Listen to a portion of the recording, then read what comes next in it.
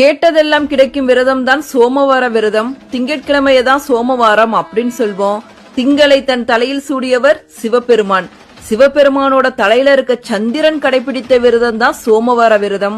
வருஷத்துல இருக்க எல்லா திங்கட்கிழமைகளிலும் இந்த சோமவார விரதத்தை கடைபிடிக்கலாம். இருந்தாலும் கார்த்திகை மாசத்துல வர திங்கட்கிழமை ரொம்ப ரொம்ப பவர்ஃபுல்லானது.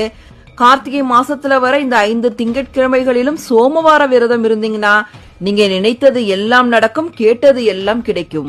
சிவபெருமானுக்கே ரொம்ப பிடித்த விரதம் தான் சோமவார விரதம் அப்படின்னு புராணங்கள் சொல்லுது. தட்சனோட சாபத்தால தனது ஒவ்வொரு கலைகளா இழந்து அழிவை நோக்கி போய்கிட்டு இருந்தாரு சந்திரன். அப்போ கார்த்திகை மாதத்துல வந்த திங்கட்கிழமைகள்ல சிவபெருமானை நோக்கி சோமவார விரதத்தை கடைபிடித்தாரு.